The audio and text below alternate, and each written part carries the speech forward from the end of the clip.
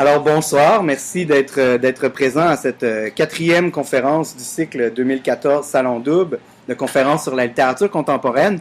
Aujourd'hui, on reçoit Sarah Anthony, mais avant de présenter la conférencière et son intervention, je vous invite tout de suite à venir à la dernière conférence qui aura lieu le 22 avril prochain, un mardi, encore ici de 5 à 7.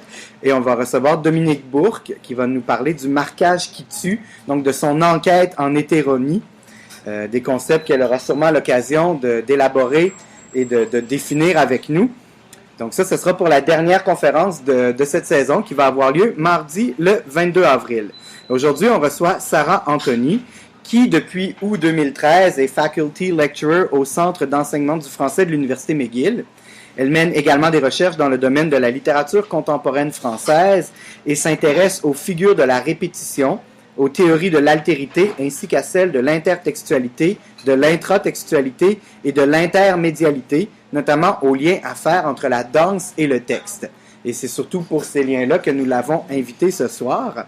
Sa thèse de doctorat qu'elle a soutenue en mai 2012 à l'Université de Toronto s'intitule « Figure de la répétition intratextuelle chez Nathalie Sarraute, leitmotiv, clichés, lieux communs, topoi et stéréotypes » et envisage l'œuvre sarrautienne comme un grand texte, un tout signifiant, organisé par des figures répétitives. Et depuis 1997, Sarah Anthony travaille aussi dans le milieu de la danse professionnelle en tant que danseuse et chorégraphe. Combinant ces deux passions, la littérature et l'art du mouvement, sa communication d'aujourd'hui s'intitule « Entre les bons et les méchants, entre le texte et la danse, la Belle au bois dormant selon Perrault, Petipa, Eck et Locke ». Donc, je remercie Sarah d'avoir accepté notre invitation à Brigitte et à moi, et je te cède la parole. D'accord. Merci, Pierre-Luc. Et merci à vous également d'être ici malgré les intempéries. On a eu de la pluie, de la neige aujourd'hui. Alors, sans plus tarder, il est indéniable que l'art de la danse classique et celui de la littérature sont fortement liés. Roméo et Juliette, Don Quichotte et Cendrillon ne sont que quelques exemples de ballets qui puisent leur inspiration d'œuvres littéraires. Ainsi, il est peu surprenant que plusieurs chorégraphes se sont inspirés du conte de Charles Perrault, La Belle au bois dormant, pour créer des ballets classiques et contemporains. En 1890, Marius Petipa met en scène La Belle au bois dormant, qui suit les grandes lignes du conte de Perrault.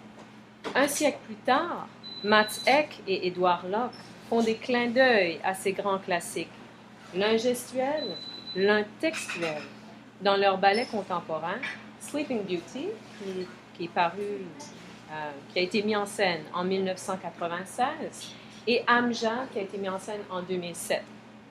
Ayant déjà découvert au cours de mes recherches que les archétypes du bien et du mal sont des outils qui permettent la transposition du texte en mouvement, pour l'exemple de La Belle au bois dormant chez Petipa et Locke, je vais élargir mon corpus quant à cette question pour voir comment Eck utilise ce même outil dans sa version dansée de cette histoire bien connue.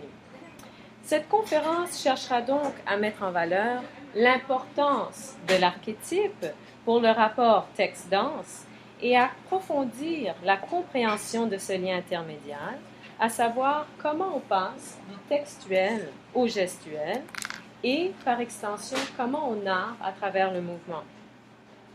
En examinant les emplois que font trois chorégraphes de l'archétype, cette communication visera également à établir si l'usage de cet outil de transposition change d'une époque à une autre. Alors, de la période du ballet classique, Petipa, à l'ère du ballet contemporain avec Eck et Locke. Mais revenons d'abord sur ce que j'ai relevé de mes analyses portant sur les liens entre le texte et la danse dans le ballet classique La Belle au bois dormant. Dans une communication que j'ai donnée en 2008, j'ai identifié 4 procédés textuels qui ont permis, en 1890, au librettiste Ivan Sevelochki, au chorégraphe Marius Petipa et au compositeur Tchaïkovski d'adapter le texte de Perrault afin de créer ce qu'on appelait à l'époque un ballet féerie. En poursuivant cette réflexion, j'ai proposé en 2009 que la transposition à la fois gestuelle, visuelle et musicale de ce conte de fées s'est fait non seulement au moyen de procédés textuels, de la reconfiguration, de la substitution, de l'élimination et de l'addition, mais aussi par le biais d'archétypes. Une notion jungienne qu'il définit, et je le cite, comme étant « the existence of definite forms in the psyche which seem to be present always and everywhere ». Plus précisément, j'ai découvert que ces 4 procédés étaient employés dans plusieurs cas pour rendre aussi clair que possible la distinction entre les personnages bienveillants et malveillants sur scène, ce qui s'avère un élément essentiel à la transposition du texte en mouvement. Nous savons tous que cette dichotomie archétypale entre le bien et le mal a longtemps été perpétuée, entre autres par le christianisme, et qu'en raison de cela, ce concept est facilement reconnaissable par un vaste public. De ce fait, j'ai constaté que Przewolski, le librettiste, porte une partie importante de ses efforts éditoriaux, peut-être de façon instinctive, sur la mise en valeur de cette dichotomie, pour ensuite permettre à petits pas et à Tchaïkovski de transposer l'histoire de Perrault sur scène, de sorte à ce qu'elle soit comprise dans son ensemble par la majorité des spectateurs. Par exemple, le contraste qu'établit Przewolski entre les bons et les méchants dans son libretto est accentué par la façon selon laquelle il reconfigure la chronologie des événements de l'histoire de Perrault. Dans le conte, la vieille fée arrive sans avoir été invitée au baptême, au moment où l'on se mettait à table, c'est-à-dire bien avant la cérémonie des dons, pendant laquelle chaque fée allait offrir sa bénédiction à la princesse. En contraste, dans le libretto, Carabosse surgit et interrompt la fée des Lilas, qui se penche pour présenter son don à la princesse Aurore. Ce réarrangement de la chronologie des événements sert non seulement à créer un moment dramatique au sein du spectacle, mais il indique surtout aux spectateurs que la fée Carabosse est l'opposante principale d'Aurore et que la fée des Lilas est l'adjuvante la plus importante de la jeune princesse. J'ai également pu constater que dans son libretto, Przewolski élimine certains personnages et presque le tiers des événements de l'hypotexte, de sorte à concentrer la malveillance tout entière en un seul personnage, la méchante fée Carabosse. Par exemple, le personnage de la bonne vieille qui, dans le conte de Perrault, donne à la princesse le fuseau avec lequel elle se piquera, est substitué dans le libretto de Przewolski par la méchante fée Carabosse qui se déguise en vieille femme, assurant ainsi la réalisation du mauvais sort qu'elle avait jeté sur la princesse. Przewolski supprime également tous les événements du conte qui viennent à la suite du mariage du prince et de la princesse. Ceux-ci renvoient principalement au penchant cannibale de la mère du prince qui était en effet une ogresse. Évidemment, l'épisode du carnage qui est présent dans l'hypotexte, pendant lequel l'ogresse demande à son maître d'hôtel de lui servir ses 2 petits-enfants s'abruffent dans une sauce Robert, se serait mal prêté à l'esthétique du ballet Féerie, qui devait être spectaculaire et non pas morbide.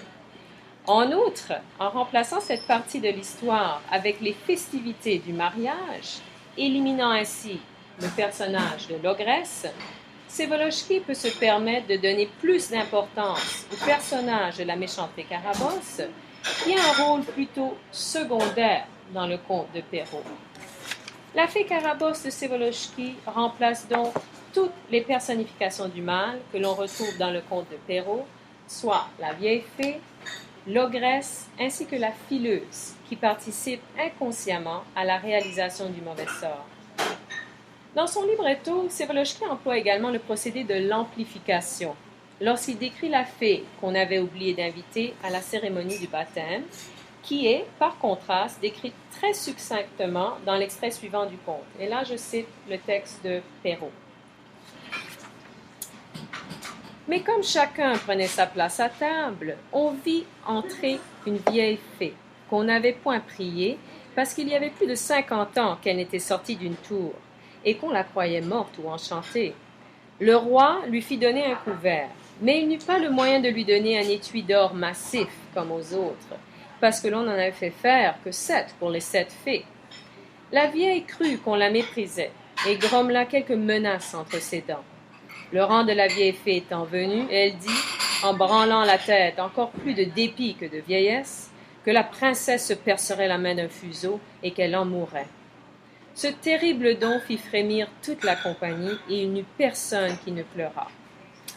Alors, en présentant la fée qui n'avait pas été invitée au baptême comme asociale et rancunière, Perrault concrétise le concept du mal, tel que personnifié par cette fée, au moyen de 2 caractéristiques. Il crée ainsi une représentation de la notion du mal qui s'avère beaucoup moins étoffée et très différente que celle que présente Przewolski dans son libretto, dont je vous cite un extrait de la traduction anglaise, parce qu'évidemment le libretto était écrit en russe. Alors, when her turn comes, the lilac fairy approaches the cradle to present her gift, as suddenly a loud noise is heard at the entrance. A page runs in and informs Catalabut, master of ceremonies, that a new fairy, whom they forgot to invite to the feast, is already at the castle gate. This is the evil fairy Carabosse, the most powerful and evil of the entire land. Carabosse appears in a wheelbarrow drawn by 6 large rats. Ugly, dirty pages accompany her. Catalabut, neither dead nor alive, throws himself at the knees of the evil fairy, begging her for forgiveness and promising to serve her faithfully to the end of his days. Carabosse laughs at him mockingly and entertains herself by plucking out tufts of his hair and throwing them at the rats, who devour them. Soon, Catalabut's head is completely bald. Aurora, thanks to the gifts of her 6 godmothers, says Carabosse, will be the most beautiful, the most seductive, the most clever of all princesses in the world. I do not have the power to deprive her of those qualities, but in order that her happiness never be disturbed, you see how good I am, she will fall asleep the first time she pricks her finger or hand, and her slumber will be forever. The king, queen, and entire court are dumbfounded. Carabosse makes signs with her wand over the cradle, pronouncing magic words, and, happy at the trick she's played on her sisters, begins to guffaw. Her gaiety is transferred to all her ugly retinue. Alors, dans le libretto, à la différence du conte, la malfaisance n'est pas tout simplement impliquée par le biais d'un caractère asocial ou rancunier, mais elle est rendue explicite, entre autres par l'emploi de l'adjectif evil, qui est accompagné du superlatif the most. Przewolski utilise également des moyens plus subtils pour insister sur le fait que cette fée est une personnification, voire une concrétisation du concept du mal.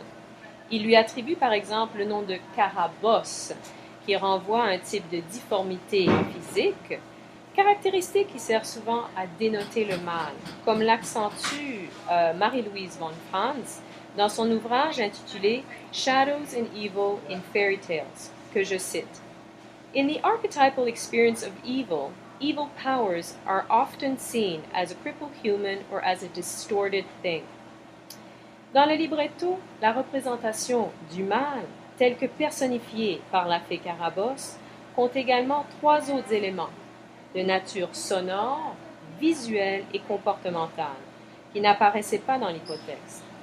Premièrement, l'arrivée de la fée Carabosse est marquée d'un son fort, ce qui perturbe l'harmonie des airs qui accompagnaient la scène des bénédictions. Deuxièmement, la brouette de la fée Carabosse est tirée par des rats, symbole de saleté et de maladie.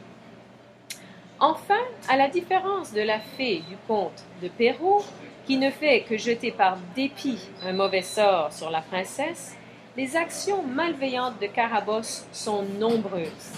En plus du mauvais sort qu'elle jette sur la princesse, elle punit Catalabut en lui arrachant les cheveux, elle se déguise pour tromper les membres de la cour, et son rire, qui est décrit par le librettiste comme étant diabolique, ponctue chacune de ses mauvaises actions.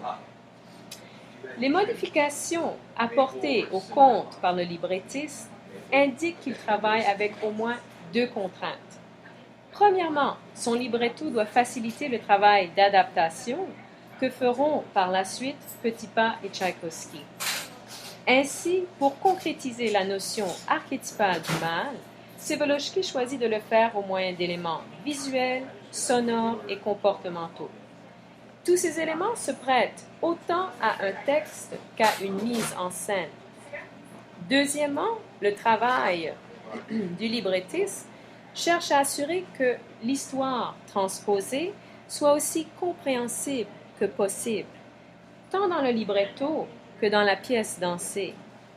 Pour ce faire, lorsqu'il s'agit de donner corps au concept du mal, il unifie les multiples personnifications qu'en fait l'héros en un personnage, tout en amplifiant et en explicitant la malveillance de la vieille fée qui est plutôt implicite dans le conte.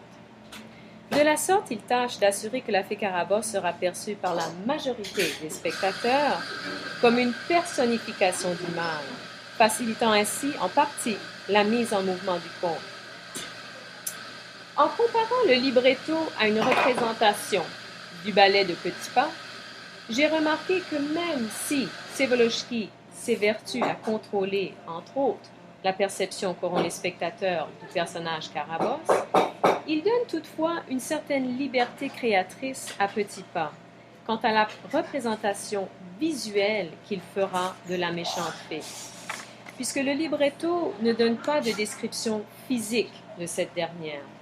Cela dit, regardons maintenant un extrait de La Belle au bois dormant, chorégraphié par Petipa et dansé par le ballet Kirov en 1982.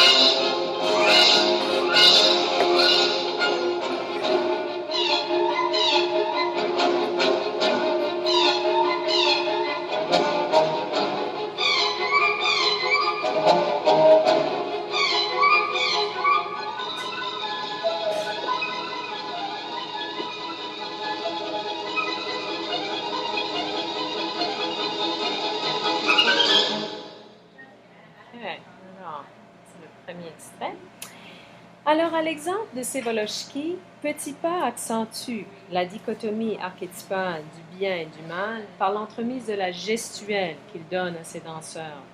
Accompagnés d'une musique violente et diabolique, les mouvements de la fée Carabosse se distinguent de ceux qu'emploient les autres personnages du ballet par sa qualité abrupte, inélégante et spasmodique.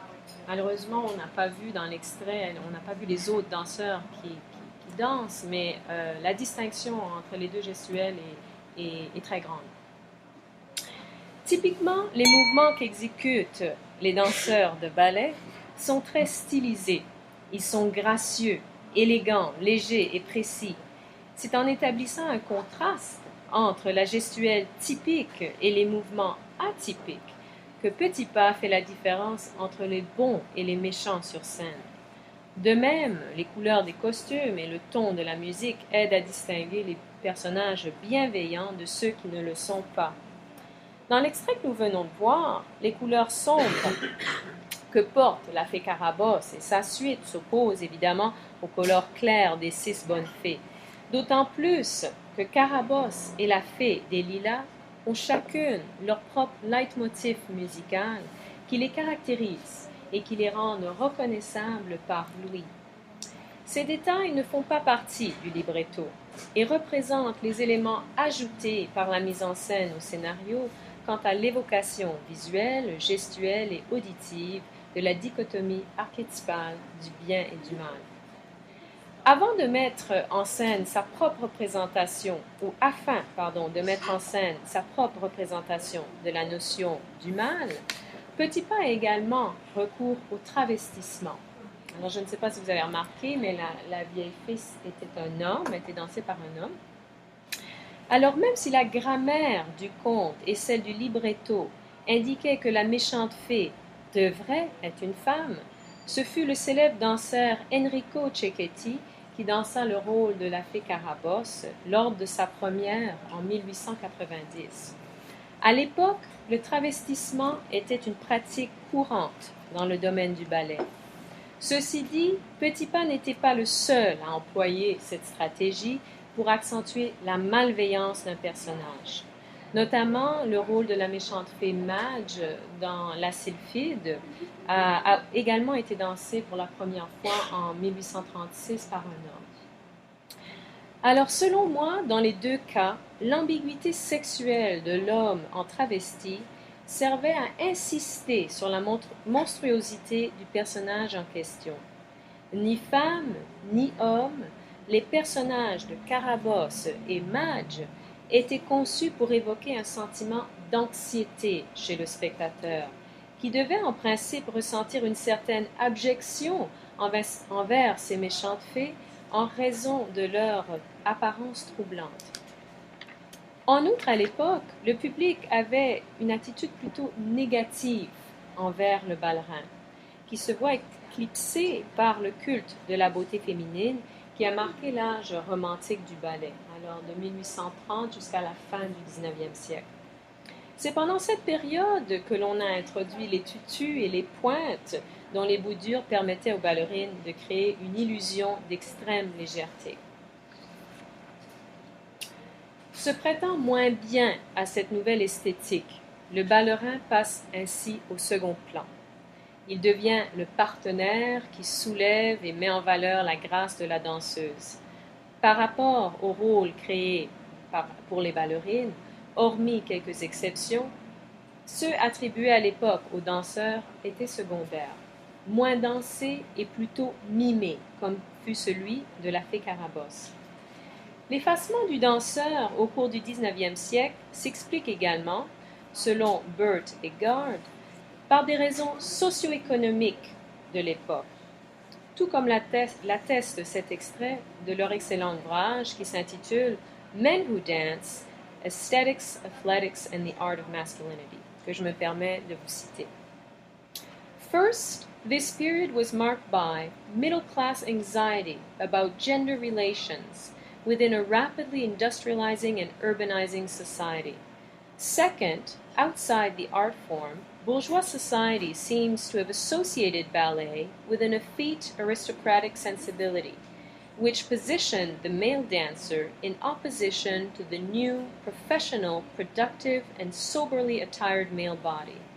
This coincides with a lowering of the status of ballet, generally, a factor which is tied up with its association with the female body, and which made it an unlikely career choice for men of any social strata. Quant à la place du danseur dans l'esthétique romantique du ballet, Gall propose que the dancing male body came to be an unwanted reminder of the impure, fecund, and overly vigorous working-class body. Autrement dit, le corps du danseur représentait une menace envers la pureté d'une beauté féminine idéalisée. En fin de compte, le ballerin était devenu, en quelque sorte, le souffle-douleur de cette époque ravagée de malaises sociaux. Tenons compte des raisons susmentionnées.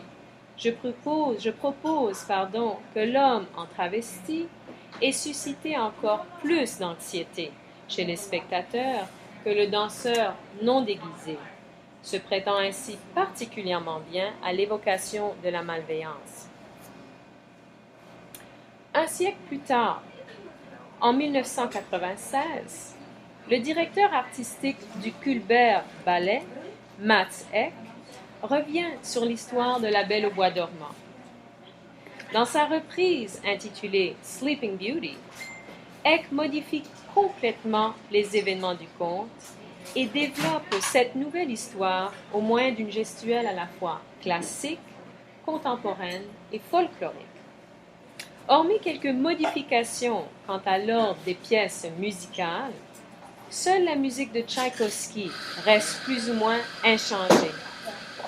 D'origine suédoise, Ek, un des enfants terribles de la danse contemporaine, rend le conte de Perrault et le ballet féerie de Petipa presque méconnaissables.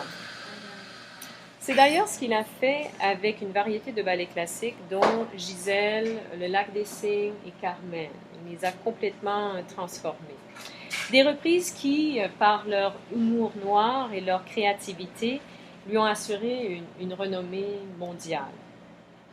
Ainsi, chez Ek, Sleeping Beauty devient sensuel, devient violent et devient psychologique. Une version du conte de fées qui est destinée aux adultes plutôt qu'aux enfants. Pour commencer, cette chorégraphie met en scène l'amour que partagent la reine Sylvia et le roi Florestan, ainsi que leur désir d'avoir un enfant. Des détails qui ne figurent ni dans le conte et ni dans le ballet féerie de Petipa. Ensuite, la cérémonie des dons est remplacée par la naissance d'Aurore à l'hôpital, où la reine Sylvia est assistée par les bonnes fées et soignée par le médecin Carabosse, qui facilite son accouchement à l'aide d'analgésiques.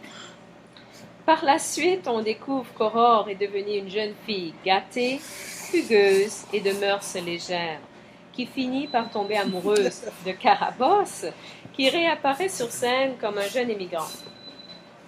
Alors, ce dernier initie Aurore à l'héroïne. Alors, on voit que le fuseau se transforme en seringue. Aurore n'est pas piquée par le fuseau, mais plutôt par la seringue. Il partage ensuite un rapport abusif avec elle et finalement, il est tué par le prince désiré. Aurore se voit enfin libérée de sa toxicomanie et elle marie son prince charmant comme dans le conte de fées. Malheureusement, par la suite, elle donne naissance à un enfant dont le père, on s'en doutait bien, n'est pas le prince désiré, mais plutôt Carabosse.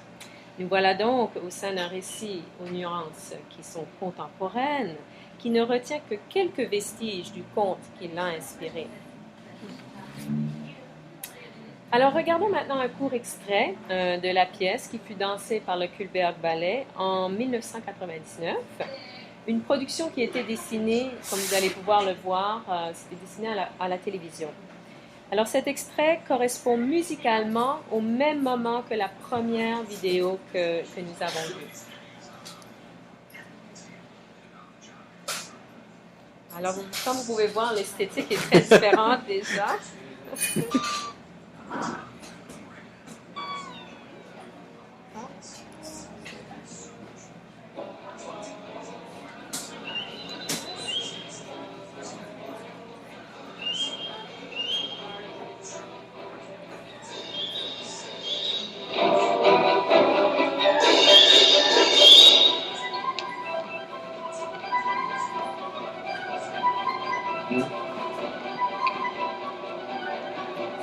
Alors voici Carabosse, le médecin.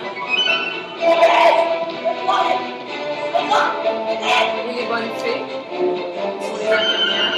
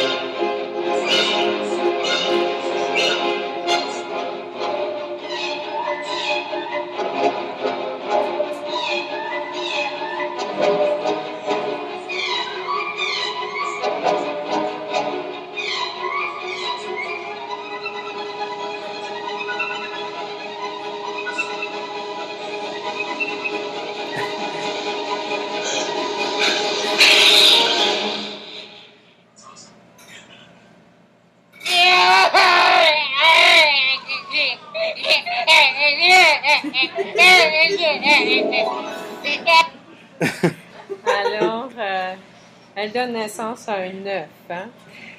Assez rigolo. Alors, avant de discuter de la représentation des archétypes du bien et du mal chez Eck, il faut signaler que les règles du ballet classique ne sont pas respectées, évidemment, par ce chorégraphe. Notamment, il met en scène des épisodes, comme celui de la naissance d'Aurore que nous venons de visionner, qui sont trop vulgaires pour le style du ballet Féerie, qui, rappelons-le, cherche à être spectaculaire et beau. En outre, à plusieurs reprises, la chorégraphie est beaucoup trop sensuelle et violente pour ce type de spectacle. Les danseurs mimant des actes sexuels, Aurore et Carabosse s'injectant de drogues fortes, et le prince désiré tuant Carabosse en le criblant de balles. De toute évidence, la majorité des costumes choisis ne respectent pas l'esthétique du ballet Féerie non plus, qui cultivait la féminité et la légèreté. Pour ne citer qu'un exemple, la fée des lilas porte un pantalon et des souliers de ballet plutôt qu'un tutu et des pointes. La contemporanéité de ce ballet est aussi soulignée par la présence de certains objets sur scène, comme les télévisions et le téléphone et la voiture. On ne les a pas vus dans cet extrait-là, mais ils sont présents dans le ballet, qui semblent mettre en relief la culture de consommation qui était bien présente dans les années 90 et qui persiste aujourd'hui. Les ajouts que fait Eck à l'histoire dansée bien connue de La Belle au bois dormant visent donc à mettre en relief plusieurs préoccupations de son époque, comme l'obsession du plaisir sexuel, l'accumulation de biens et la toxicomanie. Comme l'ont remarqué bien des critiques tels que Spanberg, Jensen et Midgelow, la tendance qu'a ce chorégraphe suédois d'actualiser les classiques de cette façon est une caractéristique de son style chorégraphique. D'ailleurs, les représentations qu'il fait du bien et du mal dans Sleeping Beauty sont renouvelées par cette mise en valeur des angoisses sociales de son époque qui est si importante pour ses œuvres. Ainsi, pour insister sur la malveillance du personnage de Carabosse, ce personnage est présenté comme un étranger, ce qui est suggéré par le choix d'un danseur dont la physionomie est arabe, en contraste avec celle d'Aurore. On n'a pas vu Aurore malheureusement, mais Aurore est une blonde aux yeux bleus qui est typiquement scandinave. Rappelons que Eck est suédois. Alors, si le choix des danseurs ne rendait pas évidente l'étrangeté de Carabosse, les propos du prince désiré qui le traite de, et je cite, « goddamn immigrant » rendent ce fait explicite. Ce n'est plus le travestissement qui sert à insister sur la monstruosité du personnage de Carabosse, mais plutôt la couleur de sa peau. La xénophobie qu'exprime le prince désiré, que le chorégraphe cherche certainement à dénoncer, fait écho au sentiment de dégoût qu'on devrait avoir envers Carabosse en raison de sa malveillance. De plus, l'antipathie de ce personnage est également accentuée du fait qu'il est accro à l'héroïne et qu'il violente Aurore ainsi qu'une vieille dame qu'il cherche à dévaliser. Il importe aussi de souligner que dans le ballet classique, les effets de la malveillance de Carabosse sont d'abord mitigés par le don de la fée des lilas et sont ensuite complètement effacés par le baiser du prince désiré. Dans le Sleeping Beauty d'Eck, la rédemption d'Aurore lorsqu'elle marie son prince n'est que temporaire, car elle donne naissance, n'oublions pas, au bébé de Carabosse. Par contraste au ballet Féerie, où le mal est progressivement éradiqué par le bien, dans le ballet contemporain d'Eck, le rideau tombe sans que le mal ait disparu. Certes, cet écart entre le rapport que partagent les notions archétypales du bien et du mal chez Eck et chez Petipa reflète une divergence d'esthétique. Mais elle découle également du fait que chaque chorégraphe fait face à des contraintes différentes. Rappelons qu'en 1890, Les archétypes sont employés par Petit Pas pour raconter une histoire méconnue. Donc, la représentation entre le bien et le mal doit être aussi claire que possible, l'un effaçant progressivement l'autre. En 1996, l'histoire d'Aurore est familière. On connaît cette histoire-là. Alors, le chorégraphe peut se permettre de complexifier le lien entre les deux entités, le bien et le mal, pour montrer que les rapports humains et les individus qui y participent ne sont pas unidimensionnels. Il est intéressant de remarquer que le travestissement n'est pas utilisé par Eck pour créer une angoisse chez le spectateur.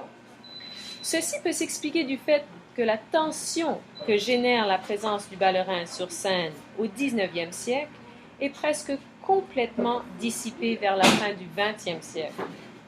Par conséquent, le travestissement est souvent utilisé dans les ballets contemporains à des fins parodiques et burlesques. Je pense notamment au ballet Trocadéro de Monte Carlo, une troupe américaine créée en 1974, qui met en scène des ballets classiques dansés en travesti par des hommes avec des résultats absolument hilarants. Alors, vu qu'il est évident qu'Eck cherche à déconstruire les ballets classiques, c'est logique qu'il ne perpétue pas la tradition du travestissement dans sa réinterprétation de ce type de production. D'ailleurs, ce n'est pas la seule convention relative au gender qui est transformée par Eck. Par contraste à la gestuelle et à la structure des ballets Feri, qui sont grandement influencés par une hiérarchie homme-femme où ce premier est éclipsé par cette dernière, l'œuvre du chorégraphe suédois est composée pour la plupart de mouvements qui sont ni féminins ni masculins et elle ne comporte aucun pas de deux, proprement dit, où la femme est mise en valeur. Midgelow a donc raison de dire, et je la cite, que Eck's movement vocabulary is not a gender-specific one. The movement language usefully opens up gender binaries, leading to much more contemporary representations of men and women. Eck exposes complexities of gender by inverting the far more conventional, stereotyped, and idealized figures of traditional ballet. Pareillement, Édouard Locke joue lui aussi avec les conventions qui régissent les rapports hommes-femmes dans Amjad, une chorégraphie qui date de 2007. Regardons maintenant un enregistrement vidéo promotionnel de cette création. Malheureusement, je n'ai pas une vidéo de l'intégrale, alors je dois vous montrer celle-ci, mais je pense que ça fonctionne quand même.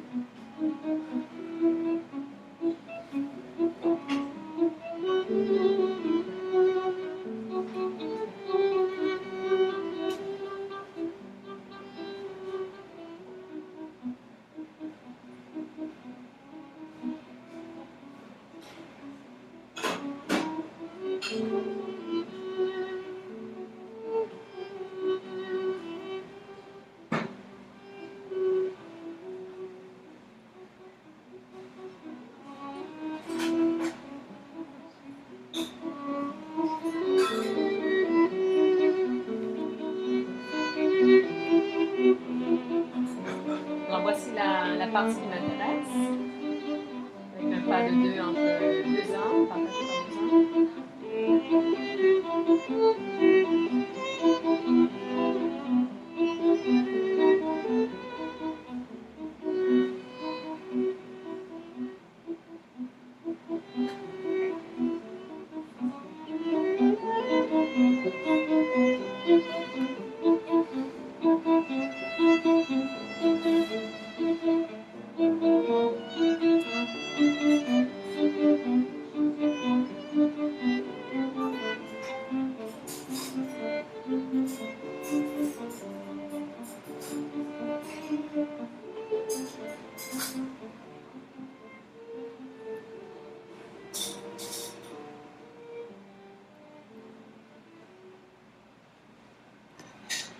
Alors, de renommée mondiale, la troupe montréalaise La La La Human Steps, dirigée depuis 1980 par Édouard Locke, a développé au cours des années une gestuelle complexe. à la fois frénétique et provocatrice, qui est presque indissociable de l'incomparable Louise Le Cavalier. L'interprète musclée à la chevelure platine rebelle, qui a longtemps servi de muse à Locke, interprétant la chorégraphie de celui-ci sans aucune retenue apparente. Quoique le répertoire de La La La Human Steps ne compte qu'une dizaine de pièces, celles-ci sont en revanche presque débordantes de mouvements, comme on a pu le voir, et une de ses plus récentes créations, Amjad, ne fait pas exception à la règle. Sans entracte, ce ballet contemporain de 80 minutes renvoie aux classiques du Lac des Cygnes et de La Belle au bois dormant, sans perdre pour autant son avant-gardisme. Les échos des deux classiques résonnent notamment dans la gestuelle créée par Locke, dans la composition musicale de Bryars, de Lang et de Hargreaves, et au sein du film réalisé par Turpin, projeté sur 3 écrans circulaires en guise intermède. C'est ce qu'on a vu à la toute fin. Pour Locke, ce dialogue entre le passé et le présent suscite une tension qui lui sert d'inspiration. Et je le cite. I've always thought that memories create an interesting tension in a theater. The process by which an audience integrates and interrelates its memories onto a stage work, thereby both seeing and remembering what it observes, is something I've always enjoyed. Swan Lake and Sleeping Beauty are rare examples of a dance-generated memory that has integrated itself fully into our culture, both in terms of its imagery and its music. It's unusual to find someone who doesn't have associations and recollections of part of these ballets, even if they don't know or remember when or where these memories were integrated. This lateral relationship to the source makes working with these ballets interesting and unpredictable. It's like working with a piece of living history, and both influencing and being influenced by it. Alors, selon Locke, la mémoire collective a été marquée par ces 2 ballets classiques. Et en partant de ce principe, il confronte dans Amjad les souvenirs qu'on a de ces ballets, qui sont souvent lourds de conventions, à la réinterprétation qu'il fait de ces classiques. Le titre même de sa pièce est symbolique du regard critique qu'il porte sur ce monde très conventionnel de la danse classique. D'une part, l'expression arabe Amjad renvoie à la fois au Maroc, pays natal de Locke, et à la fascination du romantisme pour tout ce qui était considéré exotique. De l'autre, le nom épicène dénote la tendance qu'on avait à cette même époque d'attribuer au ballet des noms de femmes, comme Gisèle, Paquita, Coppelia, reflétant ainsi le culte prédominant de la féminité. En choisissant un nom qui se prête tant à un homme qu'à une femme, Locke escamote cette tradition, afin de placer le ballerin et la ballerine sur le même pied d'égalité. Par ailleurs, il s'attaque aussi à la stratégie par laquelle les ballets romantiques ont recours à l'homme en travesti, vêtu d'un costume sombre, pour évoquer la malveillance. À la différence de La Belle au bois dormant de Petit Pas, dans laquelle seules les personnifications du mal sont revêtues de noir, les danseurs d'Amjad, à une exception près, portent tous cette couleur, éliminant ainsi la conception qu'elle serait évocatrice de la malveillance. Qui plus est, comme Eck, Locke ne fait pas la différence entre la gestuelle des bons et des méchants, puisqu'il n'est plus question de raconter une histoire linéaire, mais plutôt de la déconstruire, ainsi que toutes les conventions auxquelles elle renvoie. Dans le court extrait que nous venons de visionner, Luc réinterprète également la tradition du travestissement, en mettant un homme sur pointe, tout en le dénudant de son costume féminin qu'il aurait porté auparavant. Torse nu, le ballerin retrouve la sensualité qu'on lui avait niée pendant l'époque romantique. Son corps ne représente plus une menace envers la pureté d'une beauté féminine idéalisée, d'autant plus qu'il ne danse d'autant plus qu'il danse son pas de deux avec un homme. Notons que dans le contexte du ballet classique, le pas de deux est traditionnellement dansé par un homme et une femme. Il constitue un duo au sein duquel le danseur est secondaire à la ballerine, la portant parfois dans ses bras, créant ainsi l'illusion de légèreté qui est tant recherchée pendant la période romantique. En renouvelant les conventions du pas de deux, c'est-à-dire en choisissant de mettre en vedette deux ballerins plutôt qu'un couple de sexe opposé, ainsi qu'en renversant la tradition du travestissement, Locke cherche à dénoncer la discrimination sexuelle qui a marqué le domaine du ballet classique au XIXe siècle. Dans cet extrait d'Amjad, la ballerine est décentrée, à la fois sur scène et de manière idéologique, puisque c'est l'homme qui danse sur pointe en avant-scène.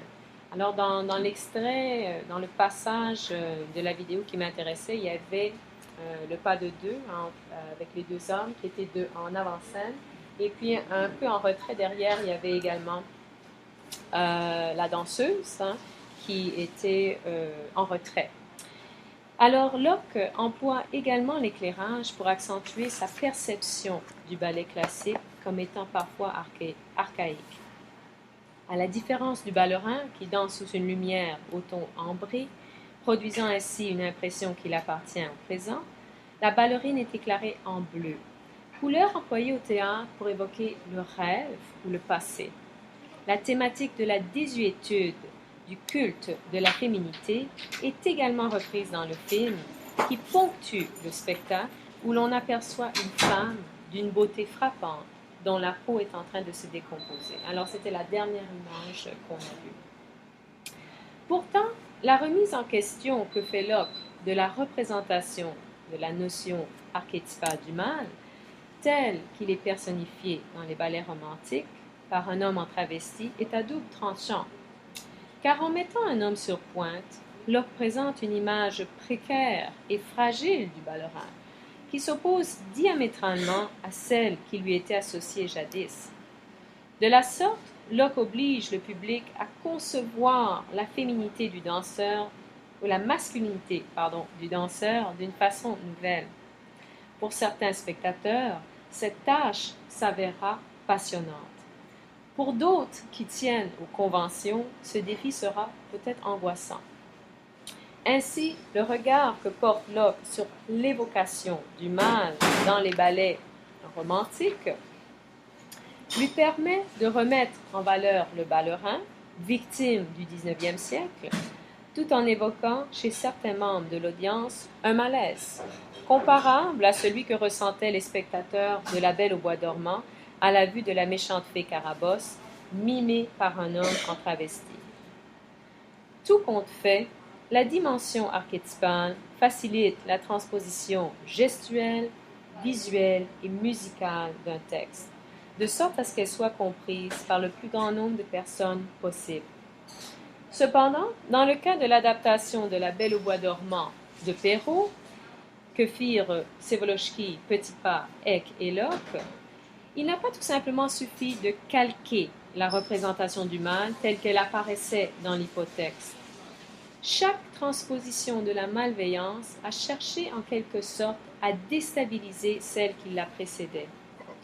Pour ce faire, le librettiste, aussi bien que les trois chorégraphes, se sont évertués à rendre tangible et actuelle leur évocation du mal, soit en explicitant la malveillance de la vieille fée, qui est plutôt implicite dans le conte, au moyen de l'unification et de l'amplification, soit en renvoyant aux inquiétudes sociales d'une époque donnée, ou en questionnant les conventions relatives au gender perpétuées par les ballets romantiques. Les emplois que font le librettiste et les chorégraphes de l'archétype pour évoquer la malveillance semblent donc suivre une seule logique dans les exemples que j'ai analysés. Quelle que soit l'époque, l'archétype est employé de sorte à ranimer dans l'esprit du lecteur ou du spectateur la réaction négative que devrait provoquer la notion du mal. Ainsi, l'usage que font les chorégraphes Eck et Locke de l'archétype n'est pas en soi contemporaine. Ce sont plutôt les thématiques qu'ils choisissent d'explorer pour actualiser la notion du mal, comme la toxicomanie par exemple, qui le sont. La contemporanéité de l'évocation de la malveillance chez Eck et Locke découle également du fait que ces chorégraphes cherchent activement à transformer le ballet de petits pas, à réinterpréter cette œuvre, notamment par le regard critique qu'ils jettent tous deux sur les règles du ballet classique, l'un refusant d'adopter la tradition du travestissement et l'autre choisissant de réinventer celle-ci. Paradoxalement, c'est en examinant le passé, quoique de façon très critique, que ces chorégraphes créent des œuvres dont les représentations archétypales sont fidèles à leur époque et qui sont peut-être même avant-gardistes. Qui aurait cru que le temps d'une arabesque et d'un pas de chat suffit pour bouleverser les représentations traditionnelles des notions archétypales, nous obligeant ainsi à voir différemment le monde qui nous entoure. Merci.